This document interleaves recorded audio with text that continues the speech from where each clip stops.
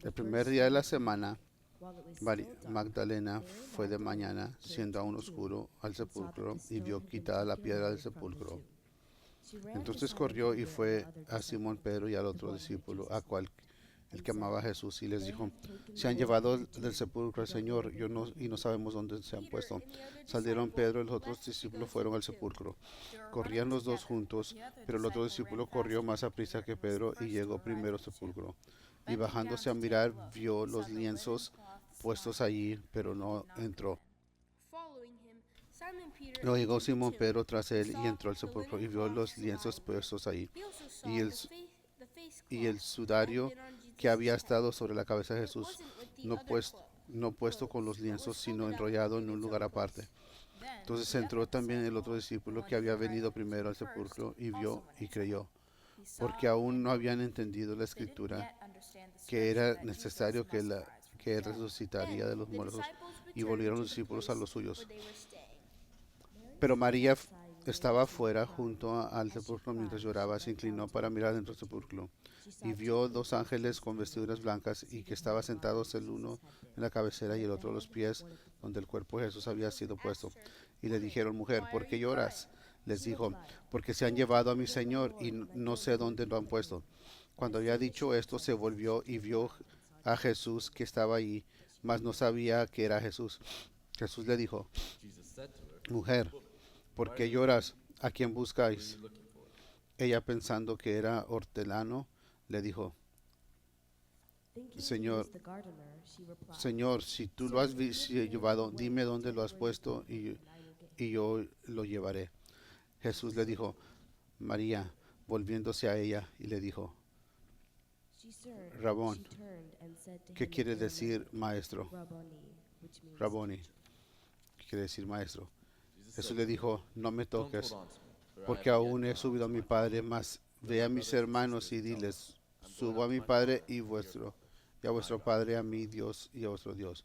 Fue entonces María Magdalena para dar a los discípulos las nuevas de que había visto al Señor y que Él le había dicho esas cosas.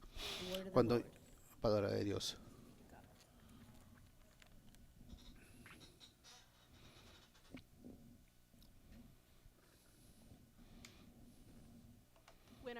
Cuando nuestros niños estaban en la escuela elemental por 2 años, teníamos una tradición ahí.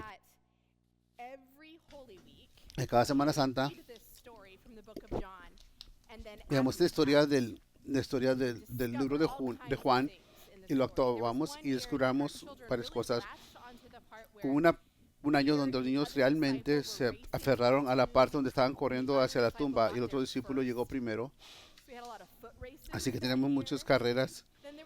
Y luego estaba el momento cuando retrocedemos un poco, cuando la piedra estuvo removida y hemos hecho el descubrimiento que Jesús no tenía ropa. Entonces teníamos estas búsqueda de higos. Era muy fácil encontrar en otro lugar de jardín, pero mi preferido, que realmente resalta, es el año de que Zeph realmente quería jugar el papel de María.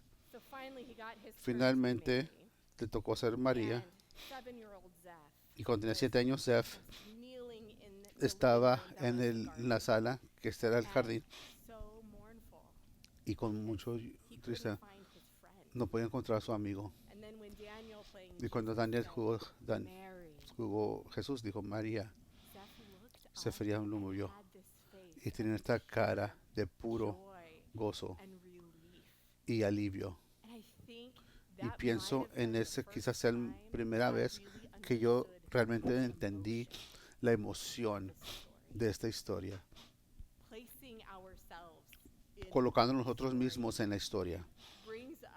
Nos trae a una comprensión diferente. Aleluya. Dando una oportunidad de que suenan esas. Aleluya. La historia contada en el libro de Juan, un poco diferente de la resurrección de las historias de los otros 3 evangelios, y más bien el número de Juan es un poco diferente. Los otros 3 evangelios se llaman los sinópticos, pasa es que están en conversación unos a otros, pero el de Juan resalta más. Uno de ellos es la que él trata, cómo, cómo él trata la manera de quién Jesús es. Mateo, Marcos y Lucas empiezan con el origen del humano. Y Juan dice, empieza diciendo, el principio era el verbo era con Dios y el verbo era Dios. El Evangelio de Juan empieza con la divinidad de Jesús, el origen. Y ese tema continúa a través de los libros. En los otros 3 evangelios Jesús siempre dice, no digas a nadie cuando se dan cuenta quién es. No hay nada de eso en el Evangelio de Juan. En el Evangelio de Juan, Jesús es el Mesías. Está claro, no hay nada de secreto. Jesús es divino. ¿Por qué está porque proclama de manera audaz como el Mesías en el libro de Juan? Quizás hay muchas respuestas a esta pregunta. Una que me tiene intrigada es ver el tiempo, cuándo fue el Evangelio. No sabemos exactamente cuándo fue que el libro de Juan fue escrito, cuándo la historia fue contada de esta manera, pero estamos seguros de que era después de la lluvia del reinado de Nero. Nero fue un emperador de Roma muy famoso. Después del siglo XVIII, fue después de que cuando la muerte de su tío, de Nerón. Y otro que vi era de él participó en las Olimpiadas en Grecia, que no fue algo que era para los no griegos. Entonces, ¿qué lo hizo que se pusiera para más años, 2 años después? Después estuvo en una carrera de carreras. Y entonces Nerón, siendo Nerón, dijo, quiero 10 caballos. Entró en la carrera con los carruajes con 10 caballos. No pudo controlar los caballos. Metió en un accidente. ¿Y quién cree que declararon el ganador de la carrera? Nerón. Sí. ¿Qué importa que se vio que no siquiera ganó? Estaba determinado a ganar y sí ganó. Una historia no muy humorística. Después fue el fuego de Roma, el gran fuego de Roma en el 64. Este fuego decidió al 75% de la ciudad. Y pronto este rumor empezó a circular de que Nerón y su gente habían empezado el fuego para hacer lugar para su nueva vila. Yo creo lo que tenía de ahí de pueblo no era bueno. No sé si ese rumor era bueno. La historia no es muy clara en eso, pero lo que sí sabemos es que necesitaban contrarrestar ese rumor. Entonces, ¿cuál es la manera que una persona perezosa lo hace? Empiezan uno nuevo. Así es que empieza de una rumor a otro. Así es que buscaba un chivo expiatorio. Y había una pequeña comunidad de gente rara. Gentes que ni siquiera iban de unos a otros, se actuaban de manera diferente, inadaptados sociales, pues. Ellos alababan diferentes dioses, no podían ver. Y es más, no lidiaban mucho porque eran pacifistas, así es que Roma tenía su chivo expiatorio. Nerón tenía sus chivos expiatorios, que eran los cristianos. Empezó el rumor diciendo que los cristianos fueron los que empezaron el gran fuego de Roma. Y así empezó 2 años de persecución de los cristianos tempranos. Eso sí fue como comenzó. Y entonces, ¿qué quiere decir? De proclamar Jesús, Mesías, de manera audaz y abiertamente, y no hay manera de esconderlo. En el tiempo de Nerón, en un momento de persecución, en un momento, este tipo de imperio.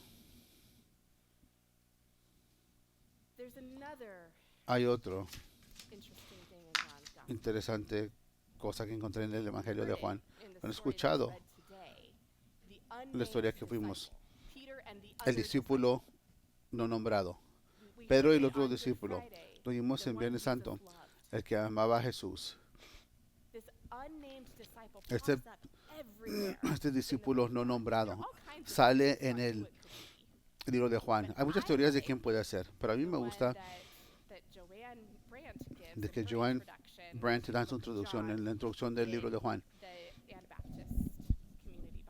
en la comunidad, en la Biblia comunidad anabautista. Joanne ya regresó de Alemania. Bienvenida, Joanne. Ella se encuentra con otros eruditos diciendo, ese discípulo no nombrado es el testigo. Somos nosotros. Ese discípulo no nombrado es nuestra invitación a esta historia, la invitación que todos podemos ser testigos a lo que sucedió. Testigos de la gran historia más vivida. Estamos invitados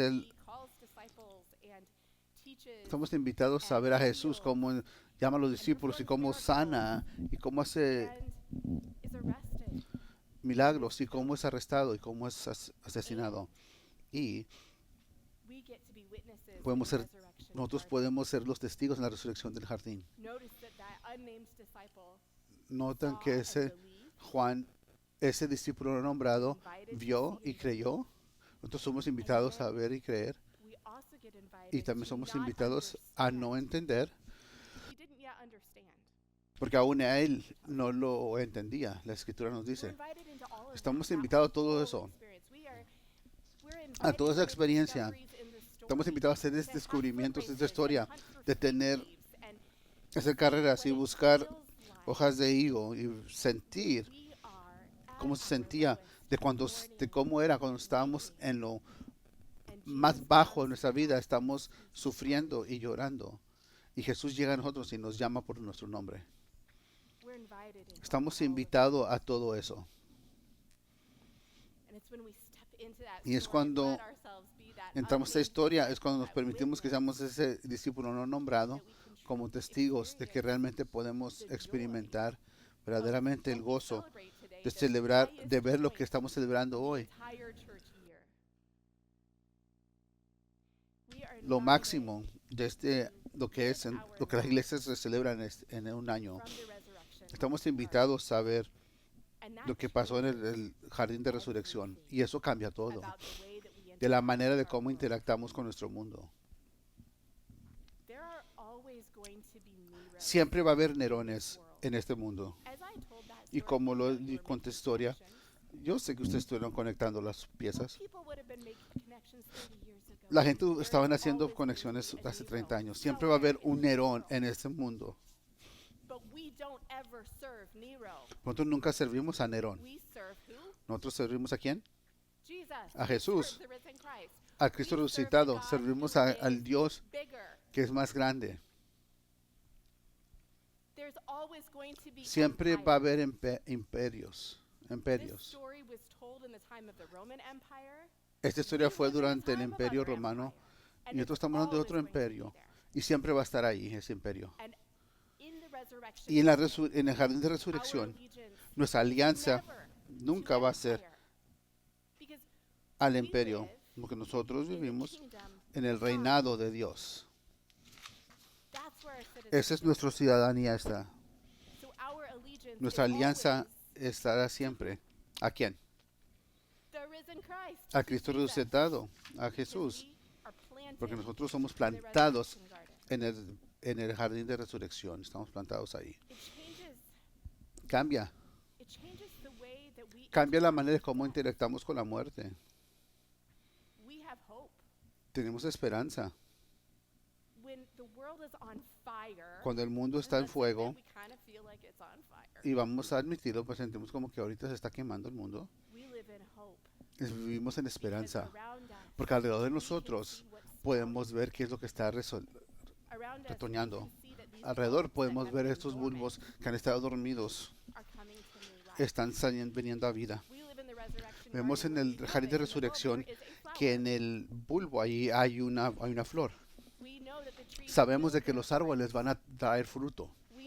Sabemos de que la muerte va a traer nueva vida.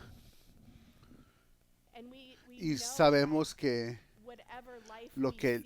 cualquier vida que veamos tiene ancestrales que van hacia atrás millones de años.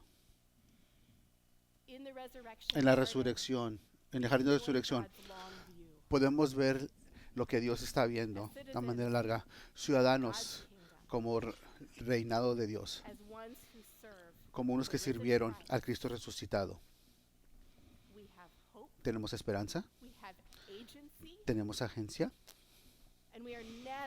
y nunca vamos a estar bajo el dedo del imperio.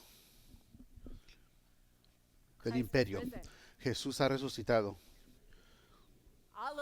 Aleluya.